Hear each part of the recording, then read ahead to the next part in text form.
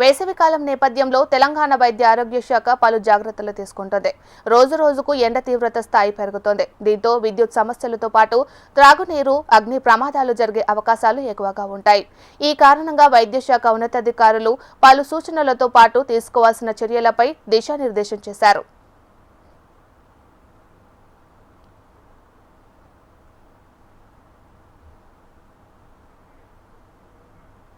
ఎండాకాలం కావడంతో తెలంగాణలో ఉష్ణోగ్రతలు పెరుగుతున్నాయి. ఈ నేపథ్యంలో వైద్య ఆరోగ్య శాఖ మంత్రి దామోదర రాజనరసింహ ఉన్నతాధికారులకు పలు ఆదేశాలు జారీ చేశారు. ప్రభుత్వ ఆసుపత్రుల్లో త్రాగునీటి సౌకర్యం, అవసరమైన చోట ఫ్యాన్లు, కూలర్లు ఏర్పాటు చేయాలని సూచించారు. ప్రభుత్వ దవాఖానాల్లో అవుట్ పేషెంట్లు, ఇన్ పేషెంట్లు, వారి అటెండెంట్లకు, హాస్పిటల్ సిబ్బందికి తాగునీరు అందుబాటులో ఉండేందుకు చర్యలు తీసుకుంటున్నారు. అదే సమయంలో హాస్పిటల్ ఆవరణలో అవసరమైన చోట చలివేంద్రాలు ఏర్పాటు చేసే విధంగా చర్యలు తీసుకుంటున్నారు.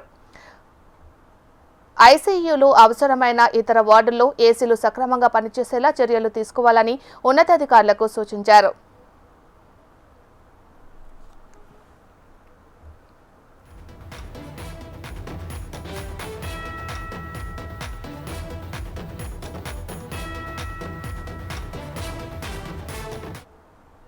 వేసవి కాలంలో అగ్ని ప్రమాదాలు జరిగే ముప్పు ఎక్కువగా ఉంటుంది. ఈ నేపథ్యంలో అన్ని ఆసుపత్రుల్లో పవర్ కేబుల్స్ ను వెంటనే చెక్ చేసి అవసరమైన చోట పాత వైర్ల స్థానంలో కొత్త వైరింగ్ చేయించాల్సి ఉంటుంది.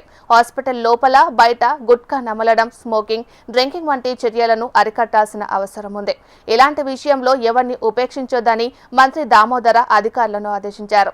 ప్రతి హాస్పిటల్లో ఫైర్ అలారం, స్మోక్ డిటెక్టర్స్ ఉన్నాయా లేవా అనేది పరిశీలించుకోవాలన్నారు. దీనికి సమీపంలోని ఫైర్ స్టేషన్ అధికారులతో ఆసుపత్రి అధికారులు సమన్వయం చేసుకోవడం, ఫైర్ సేఫ్టీ మాక్ డ్రిల్స్ నిర్వహించడం వంటి కార్యక్రమాలు చేయాల్సి ఉంది.